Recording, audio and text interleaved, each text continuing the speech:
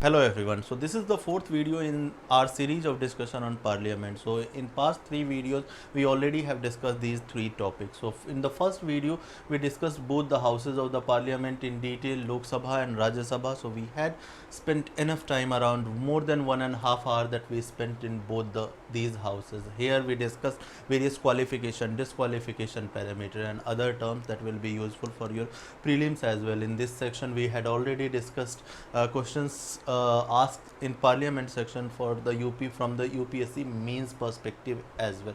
In the second video we discussed method of election, that is first past post system and proportional representation system. We discussed that why we have chosen first past post system for the election of member of parliament and member of legislative assembly, why we did not go for the proportional representation system despite having multiple advantages that this proportional representation does have. Then why did we choose proportional representation for the election of president, vice president, Rajya Sabha members and legislative council of the states, right? We compared these two system methods of election. Thereafter we discussed proportional representation by single transferable vote, and in the third video we discussed various presiding officers of the both the houses, that is speaker, deputy speaker, panel of chairpersons of the Lok Sabha, then chairman, deputy chairman and panel of chairpersons for the Rajya Sabha. So that has been the content that we already have covered in the past three videos. Let us have a glance on this slide and let us see that how we have planned, what are the things that have been planned for this video. So this video is going to be very simple. In this video, in the first section, we will discuss the legislative process. So as a minister or as a member of parliament, you have some idea. You want that idea to be implemented across the nation or for a group of corporate people or for any section of citizen. So it is essential that idea does have any statute backing. What is the meaning of statute backing? So if as a minister, if you do have any kind of idea, that idea cannot be applied on a group of people unless it has parliamentary approval, right? Unless it does have parliamentary approval, right? Similarly at the assembly, at the state level, unless that idea has assembly's approval, right, it cannot have that statute backing that I was talking about, and it cannot be an act. So how does an idea goes on to become an act? That whole process is called legislative process. So in the first section of this video we are going to see that what is this legislative process, what are the various stages, how does a bill originate, how does that idea becomes bill and that bill becomes act. So that is the job of first section. In the second section we will discuss the various types of the bill, and in the third section we do have certain MCQs, right? So that has been the plan for this video. Let us, without wasting time, let us move to the next slide and let us start discussing this legislative process. So whole of the legislative process that we do have in parliament can be summarized in this single page, although we'll not discuss this single page here itself, but we'll discuss these things in a broad manner on this slide and thereafter in a detailed manner in the course of this video. So first, that as I already told you, that you do have an idea, right, as a minister or as a private member, right, you do have an idea that germinated into your mind. So that idea will need to be drafted on some paper, right? 4-5 pages paper. You will have various provisions of that idea, that okay, I want to exclude. So suppose if I want to have a scheme like NFSA, National Food Security Act, so what group of people should get that ration, what group of people you want to exclude, what group of people you want to include. So all kind of provision, where this finances will come from, what will be the provision of those finances. So all those things need to be put on the paper, what will be the administrative machinery, so all those things, right? So that is called drafting. So after drafting you will introduce, after that bill or idea has been drafted, you will have to introduce that idea into any of the house. Once that idea or the draft or the bill has been originated into any of the house, it will be subjected to various kind of debate, discussion, then votes. Thereafter, once this house has voted, amended that bill, thereafter after passes of this bill from the first house, it will be transmitted to second house. In second house as well, it will be subjected to the similar procedure. It will be debated, it will be read there, it will be debated, it will be put to vote, it will be amended. Once the second house has also passed it, right, it will be sent to president, and if president gives the approval, it will stand to become an act. So this was the simplest form of legislative process that I told you. This process is very detailed. We'll discuss all these things starting from drafting to the president role. We'll discuss these things in detail. So let us start from drafting act. Okay, so the first stage in any legislative process is this drafting stage. So what goes into this drafting stage? Let me take an example. So for this example, allow me to change my gender. For next 2 or 3 minutes I'll be female. So suppose I am finance minister of India, Nirmala Sitharaman, and I have been given a job by the prime minister to solve this migrant crisis. I already have given this 20,000 financial stimulus, but that has failed to stop these migrants from leaving the state that they are currently living in. So they are leaving from Maharashtra, they are leaving from Haryana, they are leaving from Gujarat to their home state, to their UP, Bihar, Chhattisgarh. So all laborers are leaving, and I know that once these laborers are left these cities, right, economy will be ruined. So when industries will start functioning, right, they will not get labor. So I have to stop these migrant people from leaving these cities. So I thought, okay, on the bed tonight, I thought that how can I stop? So what is the problem, main problem of these migrant laborers? So they don't have rations. So okay, why don't they have rations? I already have ordered these depots to release the rations, right? I'll provide to various states, I'll provide these finances. So see, understand, try to understand, these depot cannot distribute rations to anybody. They cannot randomly provide these ration to everybody. But the problem with this migrant labor is that the ration card that they are holding, that belong to their home state. Now that is the problem. Now as a finance minister, what I can do is that I can say that okay, have the uniformal application of these ration card. Does not matter the ration card belong to the which state or which state the person, the ration card holder is residing in. Have once he has or she has shown the ration card, right, he should get certain kilos of ration. But try to understand that this idea that I have germinated, or the idea that I have just figured out, right, or while being on bed, that needs to have parliamentary approval. I cannot do it in any manner, right? I cannot do at my own. So I need to have parliamentary approval, right? The parliamentary approval that I had talked earlier. So what I'll do is that I'll have a bill, or right now parliament is not in session, so I can have the ordinance. But let us take the situation that parliament would have been in session. So in that case, I'll prepare a draft, right? I'll tomorrow when I wake up, right, tomorrow when I goes into office, I will sit with the IAS people, I'll sit with the policy maker, I'll sit with the NGO people, and I'll prepare a draft, right? What group of people I can provide ration to, what will be the financial implication, what will be the legal implication, right? So all those things, all those resources will be roped in, right? And all these things will be thought in. As soon this bill or idea is conceived, the constitutional or legal or financial and social implications are considered, right? Does I have this much finances to have, means we already have National Food Security Act, through which we are already providing ration to these people. Now I have to increase the net, right? I have to provide, I have to include middle class, upper middle class as well, because they have also been left jobless. They do not have the resources. So perhaps a section of upper middle class as well has to be provided some freebies. So if I am including these upper middle class as well, right, will there be any legal what you call implications, right? What would be the social implications if I do not include this upper middle class?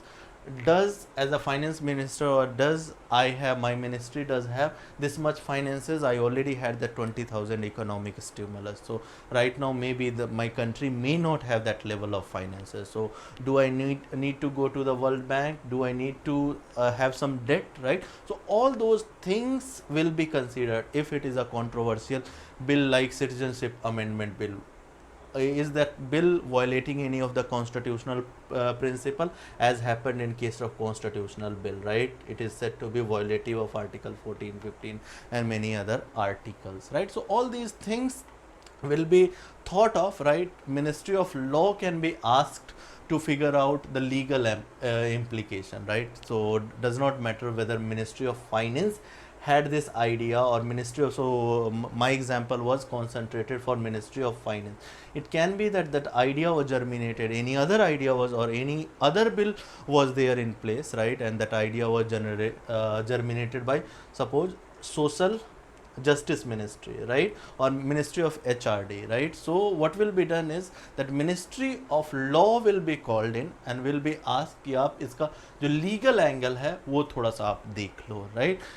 Attorney general of India can be asked in again legal कि भाई वो जो bill मैं ला रही हूँ या ला रहा हूँ उसका कोई लीगल इम्प्लीकेशन तो ऐसा नहीं होगा कि सुप्रीम कोर्ट में चला जाए, अगेन कॉन्स्टिट्यूशनल इम्प्लीकेशन क्या होगा, right. All these things will be seen in if there is some bill on say environment, right, or if there is any bill or idea is on cyber security, then technical expert can be called in, expert who are have do experience on this handling these environmental issues, then NGOs profession, right, they will be roped in for comprehensive observation. So this is the amount of work that goes into drafting stage. Thereafter, once this drafting has been done, it will be submitted after review by the concerned minister, right. It will be submitted to the cabinet, it will be sent to the cabinet for their consideration, and if cabinet also approves that bill, then the cabinet will send cabinet secretariat, if you know, right.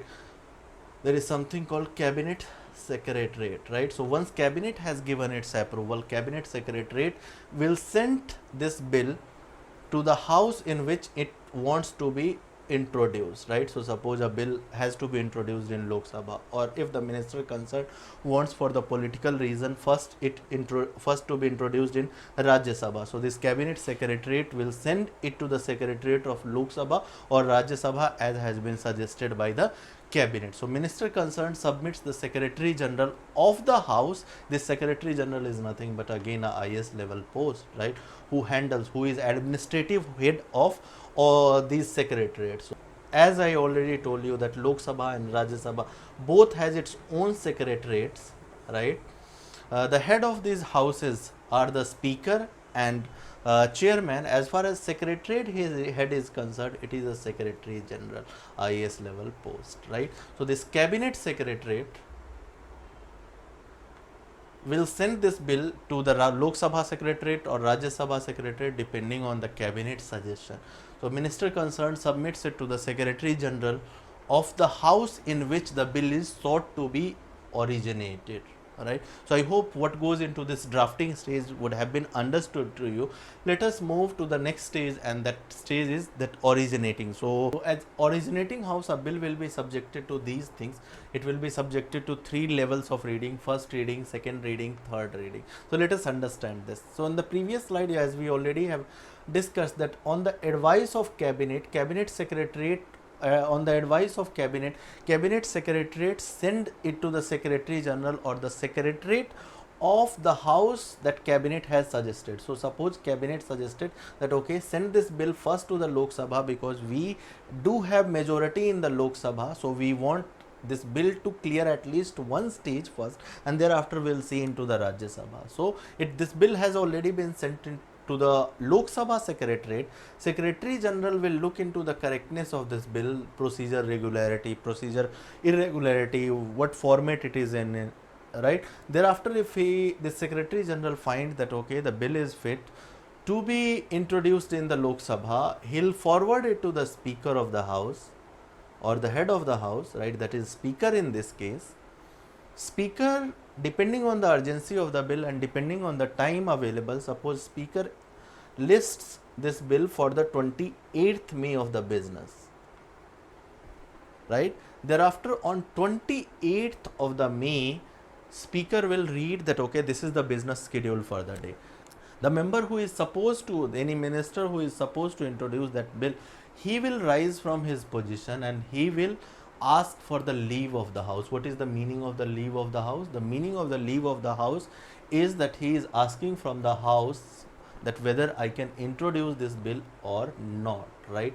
So in the Lok Sabha, because it is to be introduced, so this minister already does have the simple majority, and that's why they are in government. So he will surely have the leave of the house. But in case if it is being introduced in the Rajya Sabha, maybe that opposition member may have certain kind of reservation, as happened in J&K reorganization bill. So J&K reorganization bill had been introduced, if you remember, first in Rajya Sabha, right? And these people had issues, means they started questioning, the members from the opposition started questioning the legislative competence of the parliament, that it is parliament is not competent to introduce any such reorganization bill, or this parliament is not competent to demote the status of J&K to UT, right? So parliament does not, they started questioning this legislative competence. So if there is any controversial bill where this legislative competence can be questioned, so in that case, at very this stage, although generally what happens that this generally this leave of the house is granted, and at this stage there is no discussion that goes on, right? Simply that members once have this leave of the house, right, he will simply read the title and the objective, right? So first is leave of the house. Once leave of the house has been granted, he will read the title and objective of the bill, and thereafter it will be sent by the Speaker of the House or the Chairman of the House to be published in the Gazette of India. Gazette of India, right? So this is the three process that happens of the first reading. Leave of the house will be sought, leave of the house will be granted, then title and objective will be read. There will be no discussion at this stage. But in case of any kind of controversial bill where the legislative competence of the parliament can be questioned, debate can or discussion can start at this stage. That happened in that bill, right? So that is about the first reading, right? As I already told you that bill originating in any house is subjected to three levels of reading. The first reading where leave of the house will be sought, thereafter the member will rise from his position and he will simply read the title of the bill and the objective why he want to introduce the bill. Thereafter bill will be sent by the speaker or chairman, whatever the case be, to be published in the Gazette of India. In the Hindi it is called Rajpatra, right? You would have seen that Rajpatra, right? So Gazette of India, and a date is decided by the head of the house, that is speaker and chairman, for the second reading, that on what stage this or what date this second reading will go on. So I hope this first reading would be clear to you, right? This is still in the first house, right? That is originating house. Once it has cleared originating house, it will be sent to the second house. But right now we are in first house, that is originating house. So I hope this first reading would be clear to you. For your information, let me again repeat it, that our bill is still into originating house. The meaning of originating house is that it is still in the first house where it was introduced. So in first house, the first reading it has been subjected to, now it will be subjected to second reading and thereafter third reading. So what goes into second reading? Let us see it, right? So in second reading there would be general discussion first, and after that general discussion, among three options one has to be decided, right? So what are the three options that will be available at the disposal of the house? So the out of three options, the first option is that whether this house in which this bill has been introduced, whether that house should immediately discuss this bill. So again, depending on the urgency or the majority that is available at the government's disposal, government will push that okay, no, the bill should be, if it is of urgent nature, that happened in J&K reorganization bill, that this bill was passed within span of 2 days, right? First it was introduced in Rajya Sabha, thereafter Lok Sabha, right? So whether the house should immediately discuss it, so if the government knows that we do have majority, then it will push for immediate discussion. If they know that if they know that they do not have majority, that bill has been introduced in Rajya Sabha, they do not have numbers, or they have not been able to manage the numbers from the regional party, then they will concede the space, and thereafter they will move to the second option. So second option can be, or that bill should be sent to the select committee or the joint committee. So opposition most of the time pushes that okay, any bill that has been proposed by the government, that should be first forwarded to or sent to committees, right? Because in committees there would be huge amount of discussion that would be going on. So that is the second stage. And the third option is that should the bill be placed in public domain to elicit public opinion. Generally this does not happen, but last bill that, if I remember, it was land it is Land Acquisition and Rehabilitation Bill in 2015. That was the last bill I remember that was put for this, seeking this public opinion. So these are the three options that House has to decide, right? As I already told you that if the government does have number, it will say that okay, have the immediate discussion because they would like that bill to be passed immediately. But if they do not have a number, then they will concede some space. Although opposition will always like that the bill should be delayed for as much as possible, and that's why they would like that okay, it should be sent into committees, or the third option can be should it be placed for the public opinion, right? If sent to committees, that is second stage. So generally you will see that whichsoever bill that is of technical nature or controversial nature. So very first discuss what is this technical nature. So suppose there is any bill which is on cyber security. Now, how many members do you think that they will be expert on this cyber security? Hardly 2 or 4 in Lok Sabha and hardly 2 and 4 on the Rajya Sabha. And maybe the discussion, maybe the day on which this discussion is about to go, right?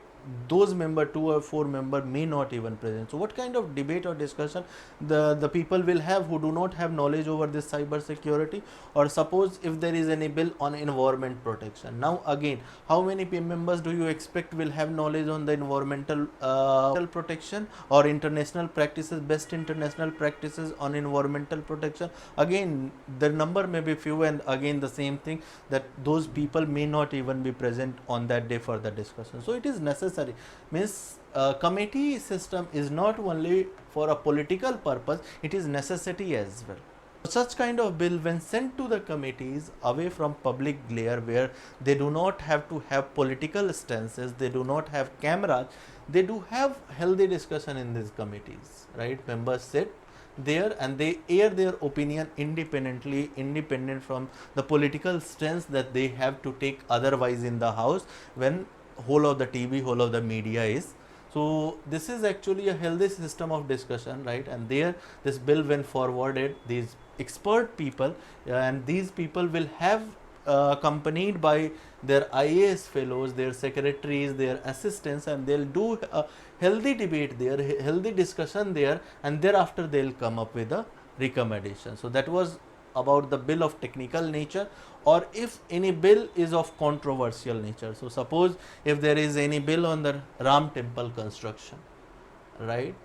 So here in this kind of bill, or if bill is about for the abolition of 370, that already has happened, but if there is any bill of this nature which if passed the ruling party will benefit but opposition will stand to lose, right? Because they will not get credit for these things and they are likely to lose a certain kind of vote bank. So in that case, again the opposition will push that this bill should be sent to committee again, because they want to delay any such politically controversial bill which they think that they cannot be benefited from, right? They will again push that no, such bill should also be pushed to the committee. So you will see that any bill which is presented, if it is of technical nature, this should be forwarded, this is supposed to be forwarded to the committees. If it has any political undertones, then again opposition will push that okay, this bill should also be passed to the committees,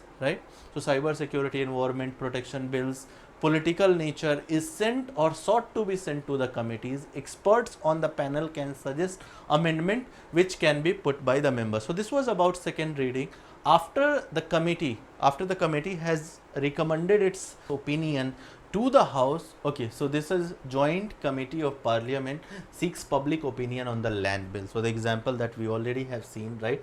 So we were discussing the second stage of reading or second reading in the first House. So after the committee has given its opinion that okay, this is our opinion, although the opinion that has been aired by the committee is not binding on the House, right? So the government may include any kind of recommendation from the committee's recommendation, or government may outrightly reject all the recommendation that has been given. So if government again outrightly refuse to take into consideration any opinion that has been aired by the committee, there will be commotion in the House, and you will see all kind of noises going on, right? So committee reports its recommendation observation to the House. As I already told you that this is not binding on the House. or rather the person who has proposed this bill, House will discuss the bill.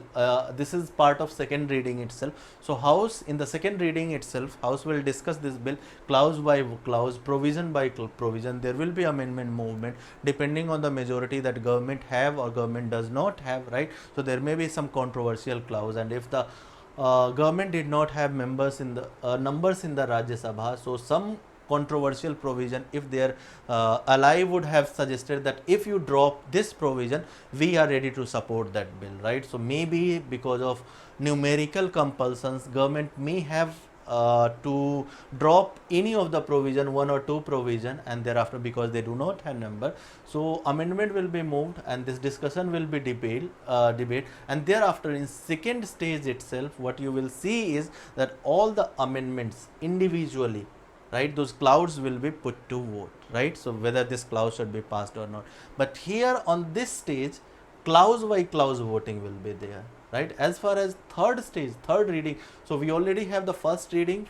In the first reading, title and objective was read. If there was any objection, right, voting happened at the first stage as well. Voting happened because if legislative competence that I was talking about, right, if you remember, so if there was any question on the legislative competence of the parliament, right, for this introduction of very bill, so voting can happen at this stage as well, whether this bill should be introduced in the house or not, whether this parliament has legislative competence to discuss this bill even or not. So if there, generally voting does not happen at this stage, right, but in case of very controversial bill, voting can happen even for the introduction of that particular bill, right? So generally this does not happen. Generally what happens, the title, the first stage, title and objective would be read. Thereafter it will be sent for the gazette. Once it has been published in the gazette, it is listed for the business. In the second reading, what you will see is that it will be sent to the committees, right? If government does not have number, it will be sent to the committee, or if it does have some technical nature which needs wide discussion and government does not have that level of urgency, right, so it will allow that bill to be sent to the committee. Once committee has given the opinion, although committee is only not option, right, there are other option as well. House can immediately discuss it as well if government, again the condition is that if government does have numbers, right, only in that case this can happen, right? So and the other thing that happens at the second stage is that clause by clause discussion and amendment can be moved and voted upon. Here the voting that will happen will be clause by clause, not for the bill in totality, right? Let us move to the next slide and let us discuss the third reading. So this was about first reading and second reading. Mind you, again I am telling you that we are still in the first house, that is originating house. This bill is yet to be sent to the second house, right? So what happens in this third reading? Again, for your information, let me tell you that we are still into this originating house. Originating house, the meaning of originating house is that house in which this bill was introduced. So we are still into the first house. This bill is yet to be transmitted to second house. So in the third reading, what you will see is that this whole of the bill, right, in the previous reading, that was second reading, clause by clause voting happened, but that was for clause by clause amendments, right? Here whole of the bill will be put together, and the voting that will happen in this stage will happen for whole of the bill, whether this bill should be passed or should be rejected, right? Thereafter, if bill is passed, then it will be sent to the other house. Before sending it to the other house, this house, that is originating house, will certify, means that they will authenticate it. If that bill is money bill, right, speaker will certify that yes, this bill is money bill, and then it will be transmitted to the Rajya Sabha. So forget this Lok Sabha and Rajya Sabha as of now. Just consider that we are in first house. First house has passed this bill. The head of the house, whatever the case may be, speaker or chairman, has authenticated this bill. After marking that bill, right, it will be sent to second house. Now what will happen in second house? In second house as well, this bill will be subjected to the same process. That is, it will be subjected to the first reading, it will be subjected to the second reading, and it will be subjected to the third reading. Let us get into next slide and let us discuss that what will happen in the second stage. So in second stage as well, this will be subjected to the same fate that I was talking about. It will be subjected to the first reading, second reading, third reading. Leave of the house will be sought in the first reading. Then second reading, clause by clause discussion. Amendment will be moved on. Amendment will be voted on, and in third reading, bill in its entirety will be voted on. Now, what will happen in second house? So suppose second house moves some amendment. So this one picture again summarizes whole of the second house procedure. So second house does have these three options. The first option it does have is that it will pass that bill. The second house will pass that bill in the form that has been passed by the first house. So it moves no kind of amendment, whatever provision the first house has passed is without any addition, without any removal. The second house as well passes that bill in the same format. If that will be the case, it will be directly sent to the president for his approval. But second option can be that no, the other house says that no, we want some kind of amendment. We want removal of certain provisions of the bill, or we want some certain additions of the bill. In that case, if second house moves any kind of amendment to that bill, in that case that bill will be sent again to the first house, that was originating house in which this bill had originated, because the first house had suppose sent this bill to the second house with 4 provisions, suppose A, B, C, D. This was the provision. Now the second house has said that okay, we want also to introduce one another provision, that is E, or if we want deletion of one provision, that is C. So the format of the bill has been changed. Whatever provision that this bill had, right, that has been changed. The structure has been changed by the second house. So it needs the approval of the originating house as well. So in that case, if the second house moves any kind of amendment, it will be sent to the originating house again. Now originating house does have 2 options, right? It can accept these amendment that has been proposed by the second house. In that case, if in case originating house, that is first house, accepts the amendment, in that case it will be sent to the president for the approval. Second option that the originating house has is that it can reject the amendment that has been proposed by the second house. That is the second option. So first, in the first option, if it accepts the amendment, it will be sent to the president. But if it chooses to reject the amendment that has been proposed by the second house, in that case it will be a situation of deadlock. What is this deadlock? Let us understand it. So first house passed the bill in certain format, suppose with 4 provision. The second house proposed some amendment, but that amendments are not agreeable to the first house. So this is saying that no, we are not ready to pass the bill in the form that you passed.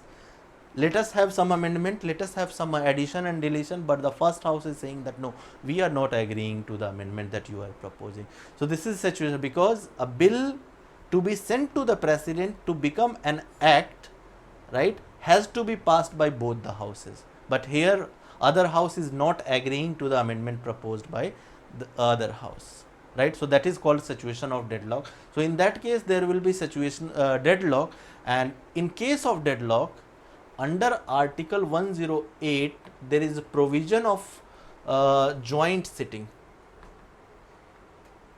and this provision of joint sitting is available only in case of ordinary bill. In constitutional amendment bill or in money bill, you will see that this joint sitting can't be called. In money bill it is not needed. Why it is not needed, I'll let you know. But in constitutional amendment bill, when we will discuss, there is no provision of joint sitting. So this provision of joint sitting that is mentioned in Article 108 is applicable only to ordinary bills, right? So here a situation of deadlock has happened because the first house is not agreeing to the amendment proposed by second house. In that case, joint sitting needs to be called, where both the houses, Lok Sabha and Rajya Sabha, will sit together, and then again the voting will go. So this joint sitting we will discuss. So second option, first option we already have discussed, second option as well we have discussed. Let me clear the screen.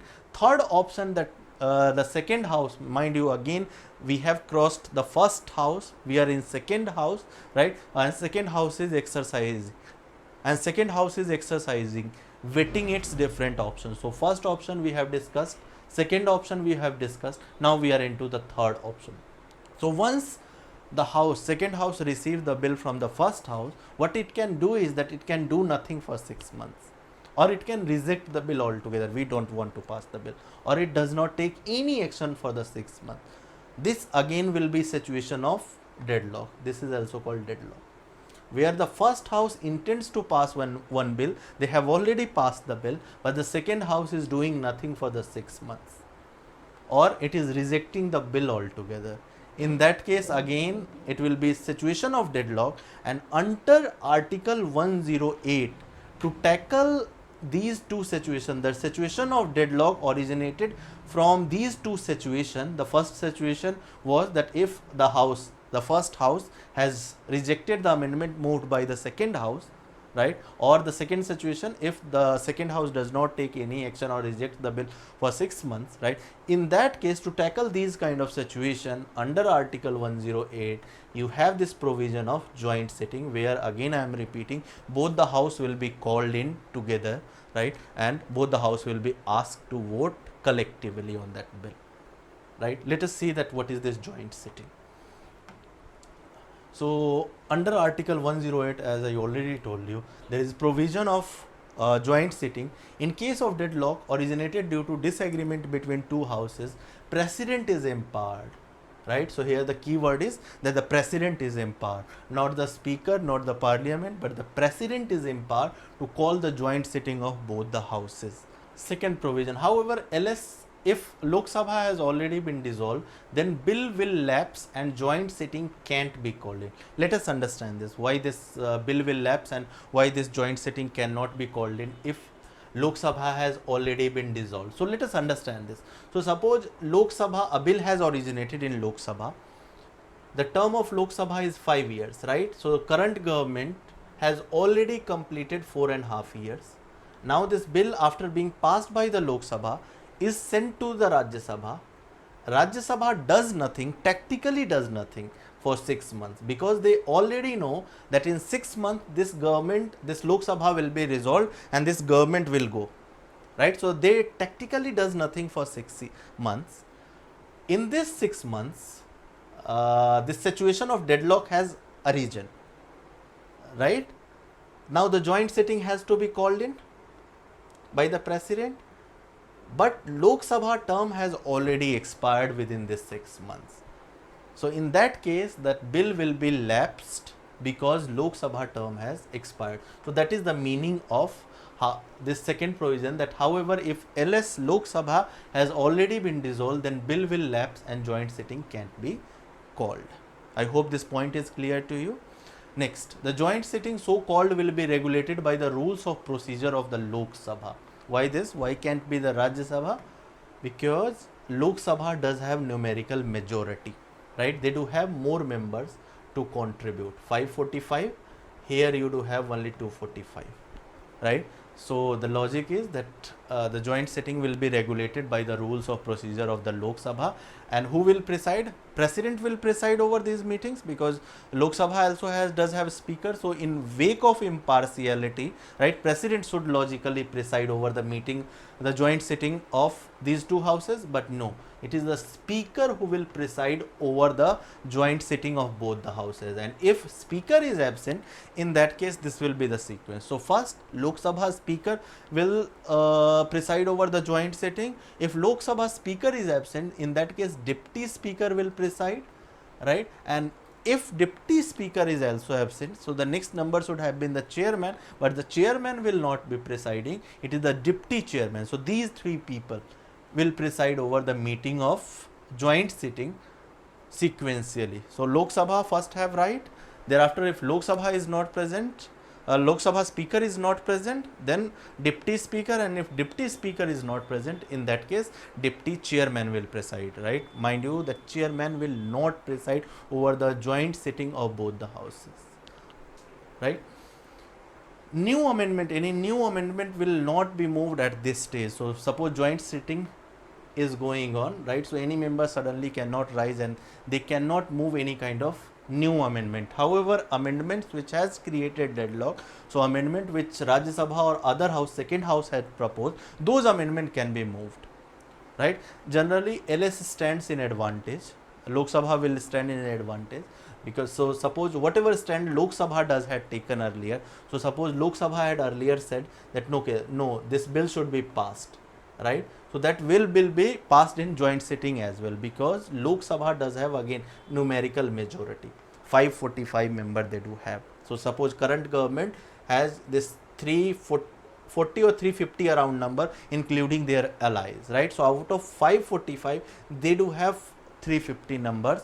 In Rajya Sabha as well, they along with their ally will have this 140 number. So if you combine this number 350 and 140, you will get the simple majority out of this 545 plus 245. So generally whatever stand that Lok Sabha had earlier taken, you will see that Lok Sabha stand will be corroborated here. So I hope this concept of joint sitting would be clear to you. Things that you need to remember from this slide are these: the article number, that is article 108 deals with the joint sitting, then it is the president who is empowered to call joint sitting, then this sequence, Lok Sabha speaker will preside over the meetings of the joint sitting. If Lok Sabha speaker is absent, then deputy speaker. If deputy speaker is also absent, then deputy chairman, not the chairman of the Rajya Sabha, right? So these are the things that you need to remember. So what will happen if joint sitting has passed that bill, then it will be sent to the president. If joint sitting maybe a bill nahi pass hota, then that bill will stand rejected. Let us move to the next slide and let us see the last stage of the bill when it is sent to the president. So under article 111, president does have these options when a bill is sent to the president. So he can assent the bill, and once he has assented the bill, bill will become act. The second option that president has, that president can send this bill back to the parliament for the reconsideration if he finds that bill is inappropriate on constitutional lines, or he can withhold the assent, and that will be called veto power of the president. So he do have various kind of veto, that is pocket veto, absolute veto and suspensive veto. All these things we already have discussed. So these are the powers of the president with respect to the bills, right? So we already have discussed while discussing the presidential power. There are certain so whatever process that we have discussed so far, that is in regard to ordinary bill, right? This is not in regard to the constitutional amendment bill, this is not in regard to the money bill, right? So let us see that what are the exceptions to the legislative process that we have discussed. So from very starting, if you see, the first stage was the introduction of the bill. So even before the introduction of bill, if the bill is of this nature, if bill is money bill, just a moment. So if bill is of money bill or bill under article 3 or 304, this deals with interstate trade, this deals with here article 2 as well, you can write. So this deals with alteration of boundaries of the state or the name change. So if bill is dealing with these kind of subjects, that is money bill under article 110 or bill under article A2, A3 and bill under article 305, in that case, even before introduction of that bill, right, that requires president's prior approval. So that is first exception to the whole of the legislative process that we have discussed. The second exception is that if bill is money bill or financial bill of first category, we'll discuss that what is this financial bill of first category and second category. So if bill is money bill or financial bill of first category or category A, then it can be introduced only in Lok Sabha, while in case of this normal legislative process that we discussed, right, we had discussed that bill can be originated in any of the house, whether in Lok Sabha or Rajya Sabha. And that's why I told you that the legislative process that we discussed, right, that is applicable only for the ordinary legislation, not for the specific, that is constitutional bills or money bills, right? So the two exception of this legislative process, you already saw that the money bill or the bill under article 304 that deals with interstate trade, or bill under article 2 and 3 that deals with alteration of the boundary of the state or name change, those kind of bill requires president's prior approval even before the introduction of that bill in any house. Thereafter, money bill and bill of financial bill of first category or category A needs to be introduced only in the Lok Sabha, they cannot be introduced in the Rajya Sabha. Now discuss powers of the various what you call houses. So Rajya Sabha, if you see, Rajya Sabha does have limited power while dealing with the money bill, right? We'll discuss when we'll discuss money bill, right? We'll discuss. So we were discussing that when it was transmitted to the second house, when ordinary legislation had been transmitted to the second house did have power to amend that bill, did had power to the vote. But in regard to the money bill, when we'll discuss this money bill in detail, you will see that Rajya Sabha does have limited power. There it will not be subjected to the voting. Money bill will not be subjected to the voting. Money bill cannot be amended by the Rajya Sabha. So this is again a exception to this normal legislative process, right? There is not provision for the joint sitting. So in case of constitutional amendment bill, right, we had seen in the when we were discussing this ordinary legislative process, at this stage we had seen here in the background, if you remember, here there was this image of joint sitting, right? So in constitutional amendment bill, joint sitting cannot be called, right? So that is again exception to the normal legislative process. What is the next exception? So the next exception is that when constitutional bill is presented to the president for his assent, right? So in ordinary legislative process, if you remember, we had discussed that president had all these power. He can assent the bill, he can withhold the assent, he can send the for reconsideration. But in constitutional amendment bill, this 24th amendment had mandated that president will have to assent the bill. He cannot exercise the other two options that we saw in the previous. He cannot send constitutional amendment bill for the reconsideration, or he cannot withhold the assent. So that is again an exception to the ordinary legislative process that we discussed. The next is that money bill cannot be sent for the reconsideration. So when again we'll discuss the money bill, you will see that money bill को reconsideration के लिए president जो है नहीं भेज सकता. He can assent the bill, he can withhold as well. While in case of constitutional amendment bill, he necessarily needs to assent it. He cannot withhold or he cannot send it for reconsideration. But in case of money bill, he can withhold and he can assent, but he cannot exercise. So these were certain exceptions to the ordinary legislative process that we discussed. Now let us move to the next slide and let us discuss the various types of bills that we do have. So we do have government bills. There are multiple levels in which categorization of the bill can be done. On the basis of who presents the bill, a bill can be called government bill, a bill can be called private bill. Then other level of categorization on the basis of objectives, right? A bill can be categorized into these many categories. So we'll discuss this. I had to stop the recording. I was literally profusely sweating. I was freaking out. I was not able to explain the things in a proper way. I don't know what has happened to this cooling system. It is not working. It is not working even now, but because last topic is pending, that is types of bills. So let us see how it turns out to be. So types of bills. So on the basis of who presents the bill has been categorized.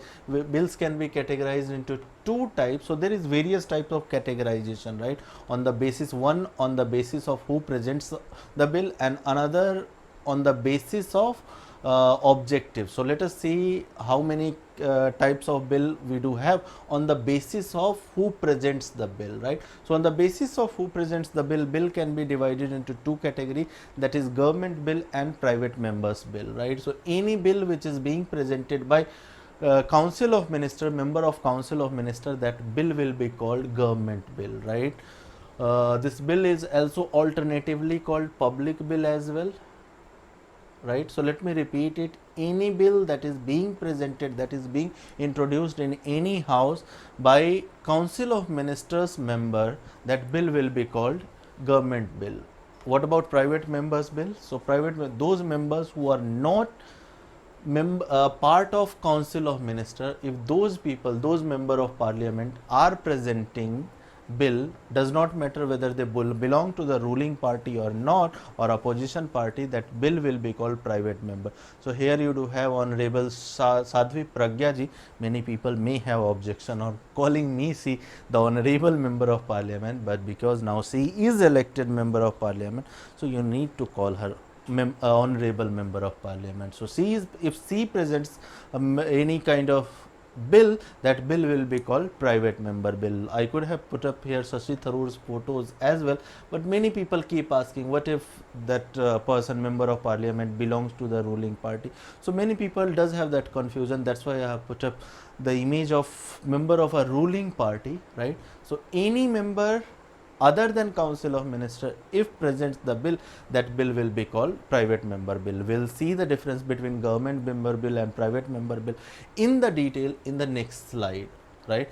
Let us see what is the other categorization. So on the basis of objective, bills can be categorized into these many ways, right?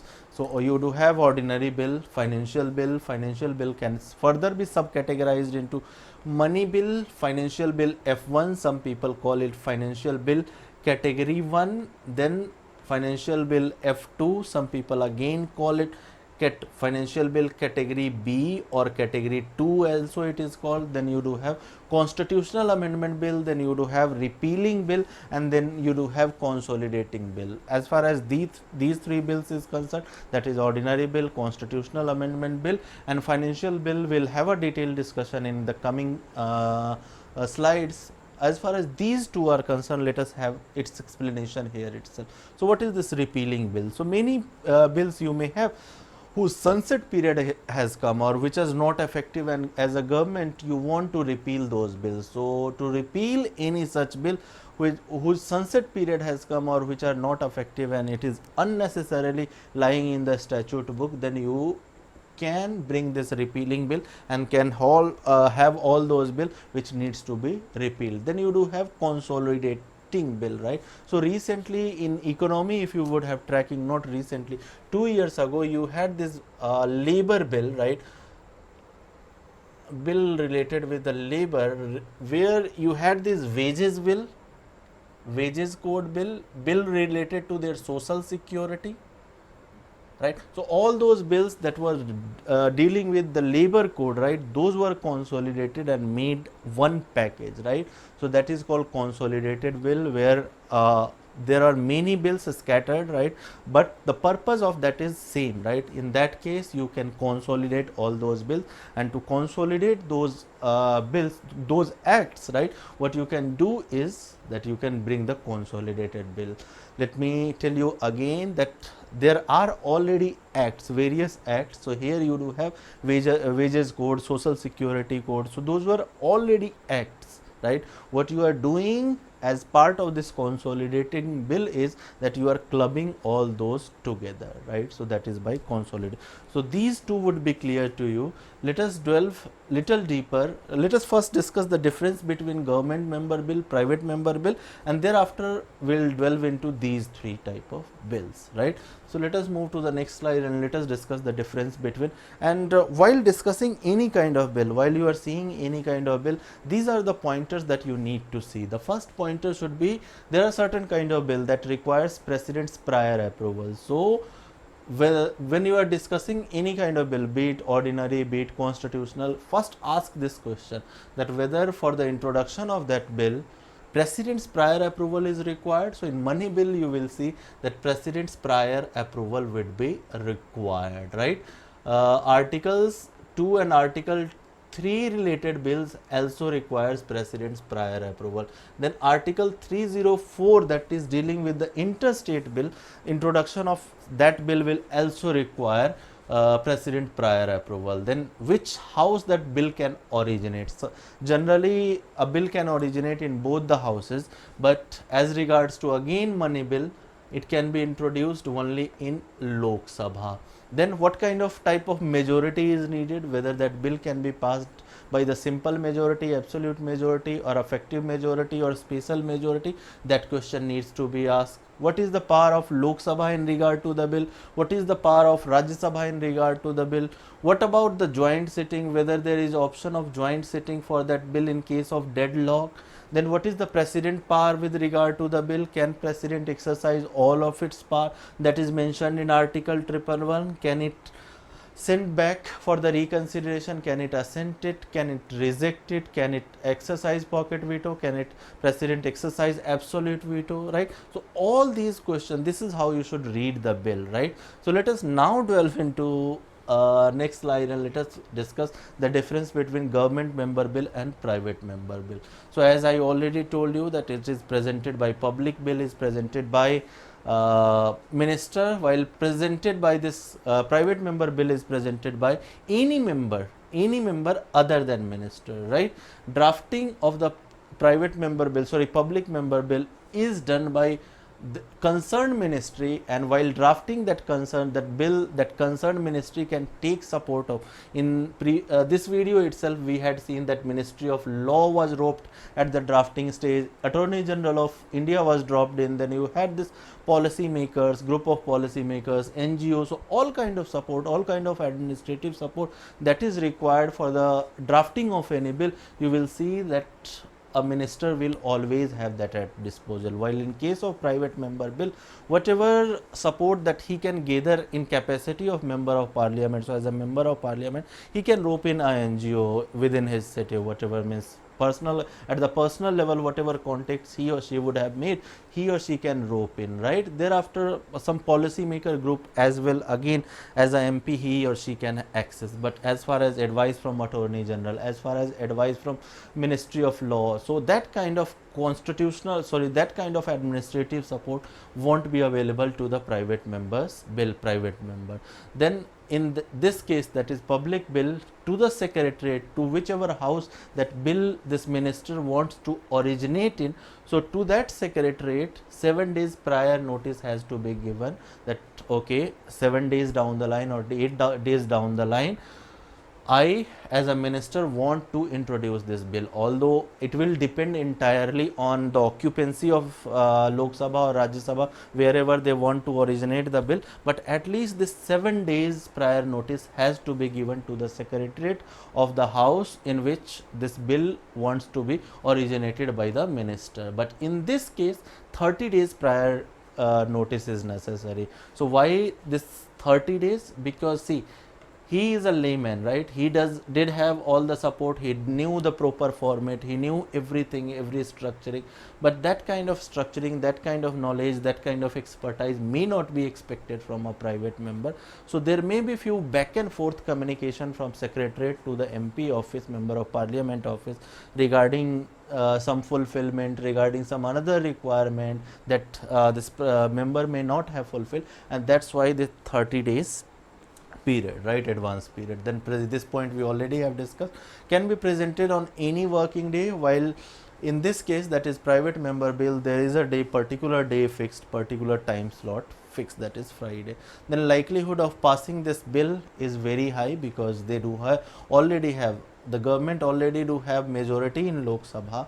As far as Rajya Sabha is concerned, because they are in government, right, so they most of the time they does have capacity to manage numbers even in Rajya Sabha, right? They get in contact with the regional parties, and with support of 1 or 2 regional party they manage their number here as well. And most of the time that the bill, public bill or the government bill that they present, right, that bill will be passed, right? So that is the likelihood of passing. While likelihood of passing the private member bill is very difficult, because they will have to obtain support from, even from their party at times. Means if there is any bill that is very liberal in nature, for example Shashi Tharoor, he has been presenting bill for the interest of transgender from last I guess 7 or 8 years. In 7 or 8 years, particularly for one objective that is related with the interest of transgender, he has been presenting around 7 or 8 bills he would have presented, right? And every time even his own party does not support it, right? So one information related with it. So in one session, right, that is not present here on the slide, in one session a member can maximum propose for a 3 private member bill. 3 private member, let me write here, 3 private member bill in one session a member can propose, right? Without government support it is difficult to pass the bill. Only 14 bill has been passed so far. So in 2017 you had this question, with regard to the private member bill, where there was one statement out of the two statement. One statement was that no private member bill has been passed so far. So that question I have included in the MCQs that has to be attempted for this video. So this was about the difference between public bill and private member bill. Let us move to the next slide and let us start discussing the other type of bill that was based on the classification of which was based on the objective. So you do have what you call ordinary bill, right? So ordinary, the first pointer was whether president's prior approval is required. So for ordinary bill, president's prior approval is not required. Second pointer was that in which house it can be presented. So it can be presented in either house. It can be presented in Lok Sabha as well. It can be presented in Rajya Sabha as well. What kind of majority is required to pass this ordinary bill? So simple majority is required, that is ordinary majority. So present members present and voting, right? In case of deadlock, there is provision of joint sitting. That joint sitting is available. While in case of constitutional amendment bill, you will see that this provision of joint sitting won't be available. Even in case of money bill as well,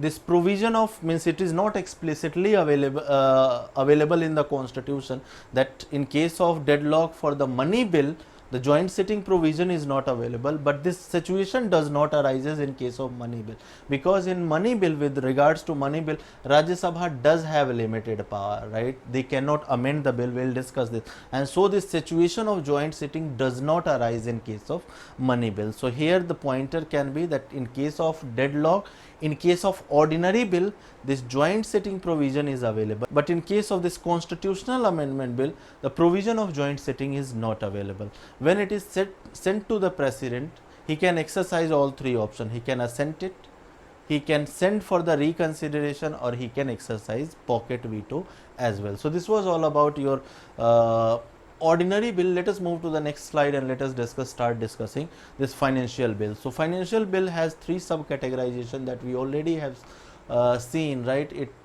The third three subcategorization is money bill, financial bill of first type or category 1, or financial bill of second type, that is category 2.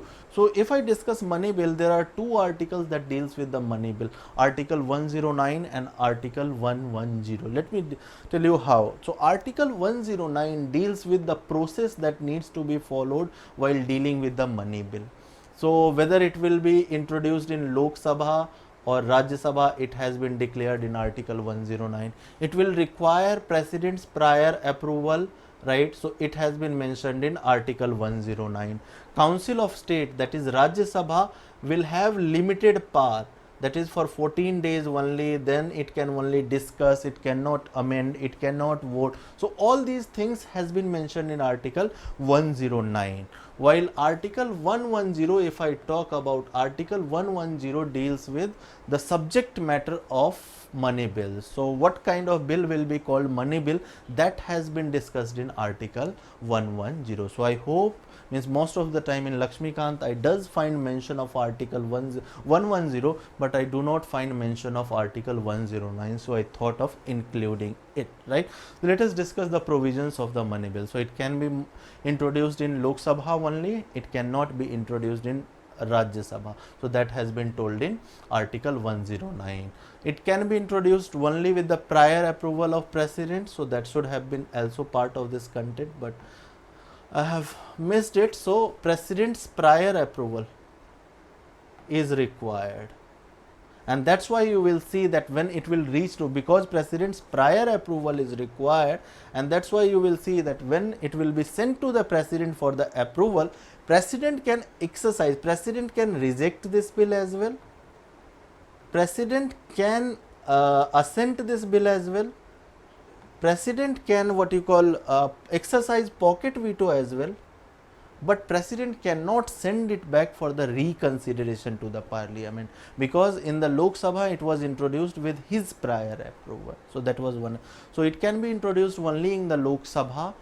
A bill will be called money bill if it deals with any or all matters that has been mentioned in article 110. So what kind of bill will be called money bill? So that bill which deals with any of the matter or all the matter that has been dealt in Article 110. So we'll see what Article 110 deals with. So if any bill has provision, all or any provision, these two words are important, either any. So Article 110, when we'll see, Article 110 has six kind of provision. So if any bill is dealing either with one of these six provision or all the six provision, that bill will be called money bill. So let us enter into next slide and let us discuss what are the provisions, what are the matters of Article 110, right? So these are the six provision of Article 110, and if any kind of bill is either dealing with all these provision that has been mentioned in Article 110 or any of these provision, any of this one provision.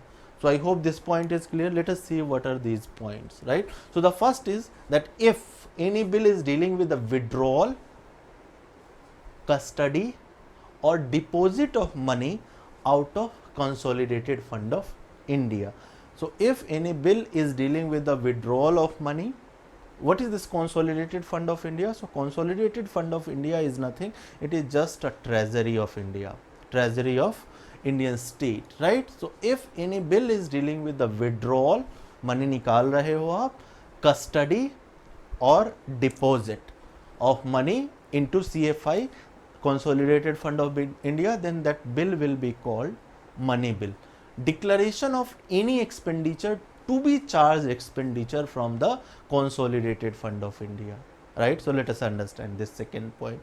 So right now there are many constitutional offices like President, Vice President, then Supreme Court Judge, High Court Judge, then in this chapter itself we read Speaker, Deputy Speaker, then Chairman, then Deputy Chairman. So all these constitutional, and there are other constitutional offices in coming days we'll discuss, right? All these offices salaries are charged on the charged expenditure on the Consolidated Fund of India. I hope you know the meaning of charged expenditure.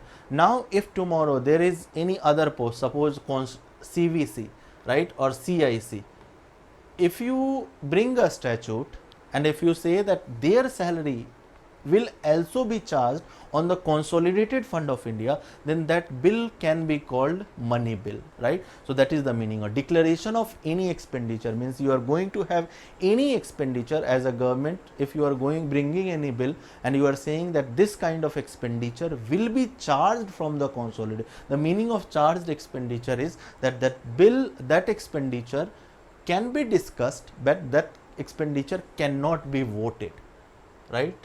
Discussed, yes, but that cannot be voted, right? That kind of expenditure will be called charged expenditure, and these offices salary and expenses are put up in charged expenditure to provide a sense of security, right? So that their independence can be ensured. So if there is tomorrow any other bill that gives charge expenditure to the salary of CVC and CIC, then that bill will be called money bill. I hope these points would be clear. Let us move to the third. Custody of Consolidated Fund of India. If any bill which is dealing with the custody of Consolidated Fund of India or contingency fund and the payment of money into or withdrawal of money into. Let us understand this, right? So where is the custody of Consolidated Fund of India and contingency fund of India?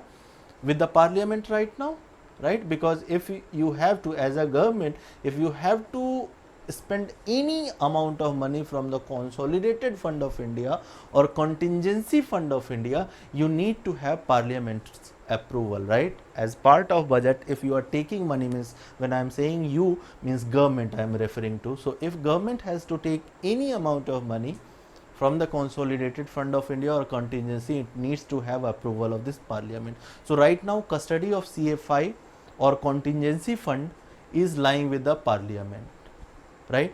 So if custody of CFI or contingency has to be changed tomorrow through any bill, in that case that bill will be referred as a money bill. Then the payment of money into this CFI or withdrawal of any money will be called money bill. I hope this third point is also clear.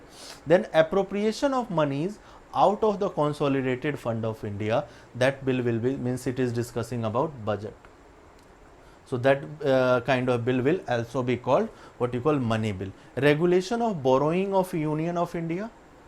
So whatever borrowing outside or inside that government is doing, right, if there is any bill which is trying to regulate that borrowing, even that bill will be called money bill, or giving any kind of guarantee by Union of India. So tomorrow if Vijay Mallya wants to have any kind of international debt, and if Indian government wants to give guarantee that okay, against the consolidated fund, because that is the only fund that is lying with the government, consolidated fund of India.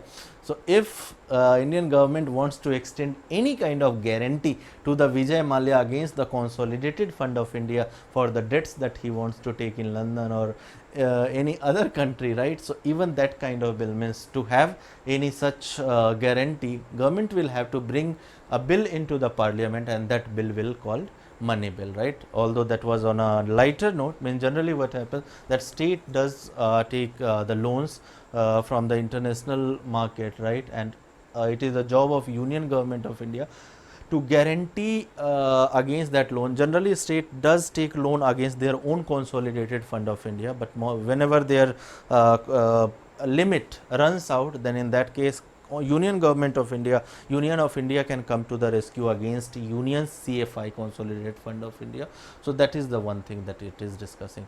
Thereafter, so these are the contents of the Article 110, and if there is any bill that is dealing with any of these provision or all of these provision, then that bill will be called money bill. Once Lok Sabha has passed money bill, Speaker of Lok Sabha certifies that yes, this bill will be called money bill.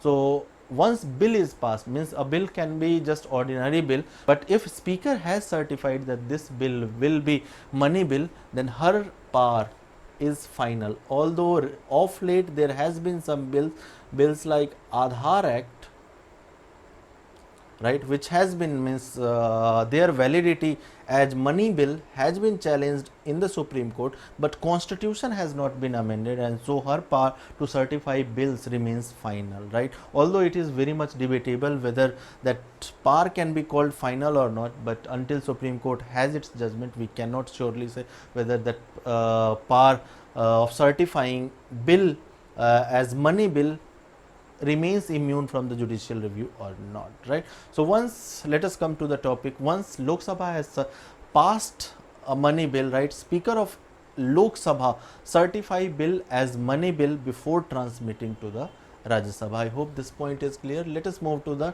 next slide and let us discuss the further aspects of money bill, right.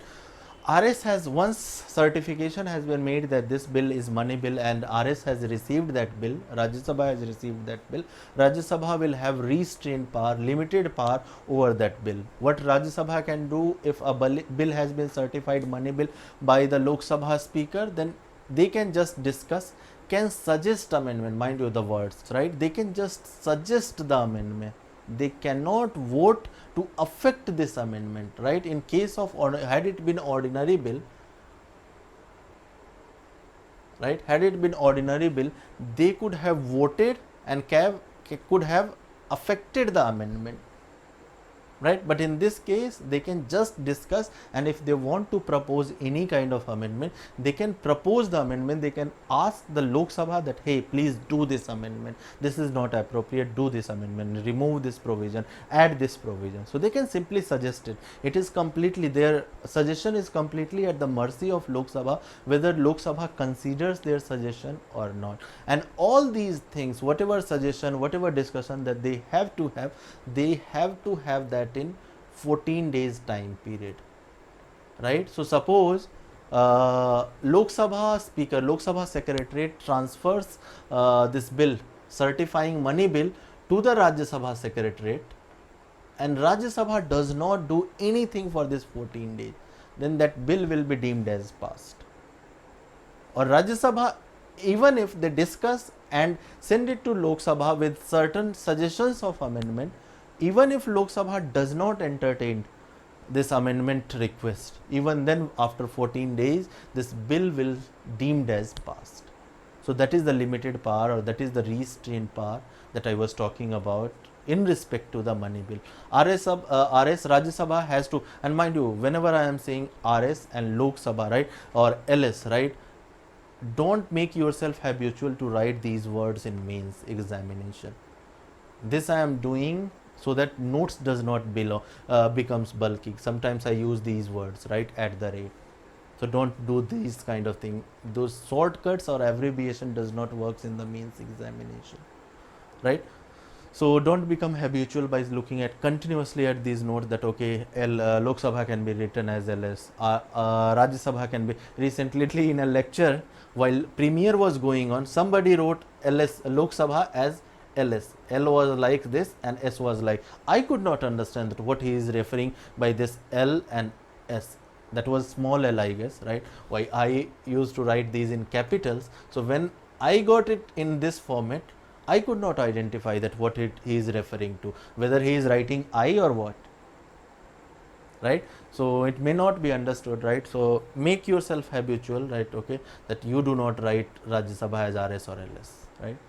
So RS do have, Rajya Sabha do have to do all these things in 14 days. If RS, Rajya Sabha, pushes the bill beyond 14 days, bill shall be deemed as passed. Same thing that we discussed.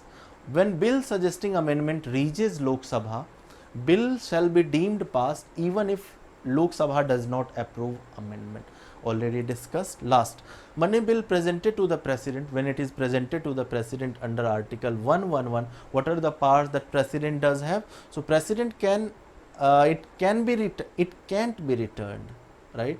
So it is can't be returned, right? It can't be returned by the president to the parliament for the reconsideration. President usually assents it. However, he or she can pocket it as well, right? He can pocket it, he can assent it, but he cannot send it for reconsideration, because the same logic, it was introduced, this money bill was introduced with his prior approval. So I hope all the aspects of the money bill would be clear to you.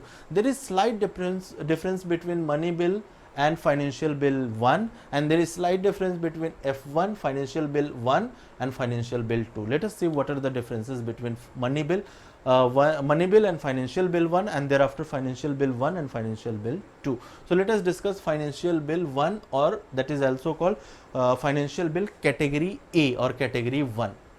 So like money bill, it contains all or any matters mentioned in article 110, the sixth provision that we talked on the previous slide, right? There is another similarity between money bill and financial bill category 1, that it is introduced only in LS, Lok Sabha. It can't be introduced in Rajya Sabha, and with prior permission of president. So these are 2 or 3 similarities. Article 110 then Lok Sabha में introduce हो सकता है, and it can be introduced in Lok Sabha only with the prior permission of president. So these 3 similarities,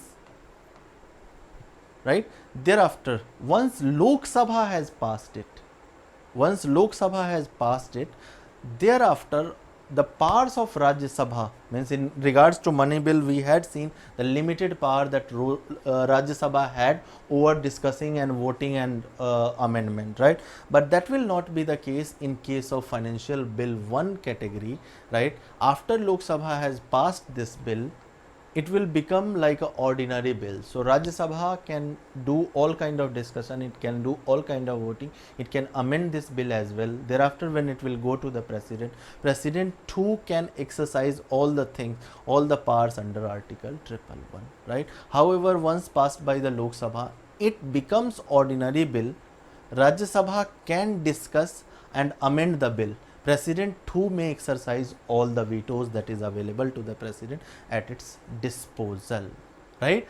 But the difference means whatever we saw, that was similarity of the money bill with the financial bill category 1. So all those similarity, article 110 can be introduced in Lok Sabha, can be introduced in Lok Sabha with the prior permission of the president, right? So these were similarity. This was actually the difference. And the another difference between financial bill 1 and money bill is that the primary focus of this bill will not be this, means matters mentioned in article 110.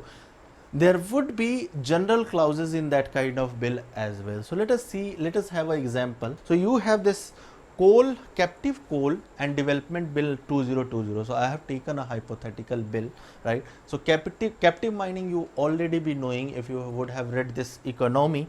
If you don't know what is this captive mining, you can Google it, right? So Captive Coal Taxing and Development Bill. So the first provision of this captive bill is that 9% of the tax will be applied on the profit of industry that is indulged in this captive mining. So that is one tax dealing with, this provision is dealing with tax. That means Article 110, because Article 110 A was dealing with tax, regulation, then abolition, remission of all those taxes, right? So this provision is dealing with Article 110. But if you see another provisions of this bill, it is dealing with worker safety, it is dealing with environmental care. Another provisions are dealing with responsibility towards wildlife of this company, then forest regeneration. So if you see, it is not the tax which is dominating this bill, right? Related to the tax, you do have only one provision, rather it is dominated by the general aspects, right? That was what I was discussing, general matters, right? Its focus, this bill's focus is on these 4 points, these 4 or 5 points, right? Although it is dealing with Article 110 as well, means it is saying that 9% tax on the profits of the industries indulged in this captive mining will go to the consolidated fund of India. So it can be called money bill, but because the major focus of this bill is on other aspects, the general aspects, that's why this bill will be called not money bill but the financial bill. I hope this point is clear. Let us move to the next slide and let us discuss what you call. So this was the similarity. We already have discussed what are the similarity, that it requires the prior approval of the president, then it can be introduced only in Lok Sabha. So these were the similarities of money bill with the financial bill F1 bill. Let us move to the next slide and let us discuss financial bill F2, right? So this is very easy. The bill of this nature, that is financial bill 2, has provisions of expenditure from consolidated fund of India. It does have expenditure from the consolidated fund of India, but does not have any explicit provision mentioned in Article 110, right? So that is one difference. It can be introduced in any of the house, either in Lok Sabha or Rajya Sabha, and even president's prior approval is not required in this case. I hope this point is clear, right? So the previous 2 points, that it required president's prior approval in money bill and F1 bill, right? President prior approval on necessity of introduction only in Lok Sabha, that is gone from this financial bill of F2 category, right? However, one similarity that this bill has among the money bill with the money bill and F1 bill, that is, this bill shall not be considered by any house without the advice of president. I hope this point is clear. In all other aspects, it is like ordinary bill. Rajya Sabha does have coextensive power, so this provision we had in financial bill 1 as well, right? That jab Lok Sabha ne pass kar diya, when Lok Sabha has passed it, right? This bill F1 had also become like ordinary bill. RS Rajya Sabha had coextensive power with the Lok Sabha to discuss and amend and vote as well, right? So that provision is also here in F2 as well, right? So in all other aspect, it is like ordinary bill. Rajya Sabha has coextensive power with the Lok Sabha regarding discussing, voting and amending on this bill. So I hope the difference between money bill, financial bill 1, financial bill 2 would be clear to you. Let us move to the last type of bill, that is constitutional amendment bill, right? So it can be introduced in the either house. The first pointer, if you remember, does it require president's prior approval for the introduction? No, right? It does not require president's prior approval. The next, it can be introduced in which house? So it can be introduced in either house of the parliament. Next pointer, it can be what kind of majority is required. So in ordinary bill, you had this simple majority. In this kind of bill, you have this special majority. What kind of special majority? So special majority, that is mentioned in Article 368. Certain kind of constitutional amendment bill has to be, means after passes from Lok Sabha and Rajya Sabha, by this special majority, certain constitutional amendment bill needs to be sent to state's legislature as well, and unless half of the state legislature, and I am saying not all the constitutional bill, there are certain kind of constitutional bill which impacts the federal feature of our government, that kind of bill, we have discussed this in constitutional federal system lecture as well, right, and constitutional amendment lecture as well, that what nature of those bill will be, which will be sent to the, which needs to be sent to the states, right.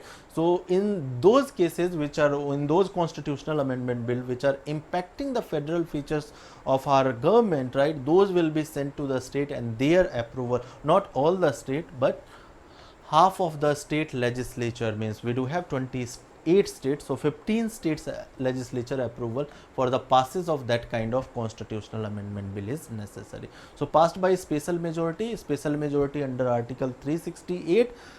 What happens when there is a constitutional deadlock? So in constitutional imposition of deadlock, there is no provision of joint sitting.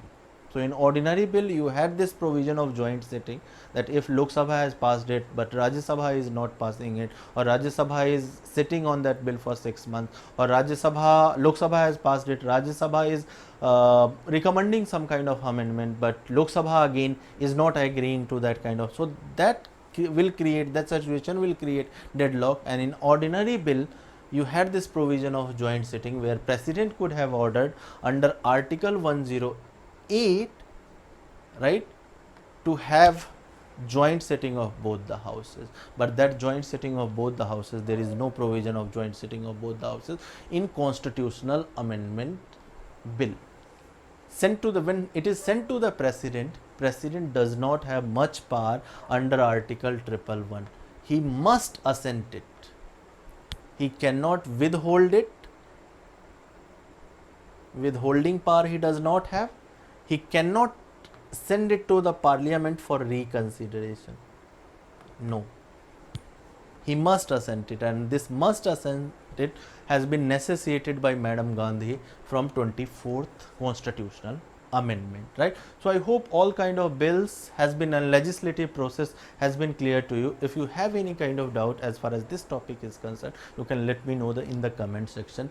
Let us enter into the last leg of this video that deals with the, so this is for your revision, this is revision slide, that what kind of bill and where it can origin, what will be the Lok Sabha power, what would be the Rajya Sabha power, whether joint sitting is available to that bill or not, what will be the president power with regard to various kind of bill. This CAB is nothing, constitutional amendment bill, so you can use this with for your revision. Let us move to the next slide and last vertical, that is MCQ. So first MCQ, second MCQ asked in 2017, third MCQ, fourth MCQ, fifth MCQ 2003 it has been asked in, then sixth MCQ it has been asked in 2003, seventh 2012, eighth MCQ that is 2013, and ninth and 10th, no, 9 questions are there, right. So this question hour and motions and all these things are pending as far as this chapter is concerned, right. Other things except this parliament privileges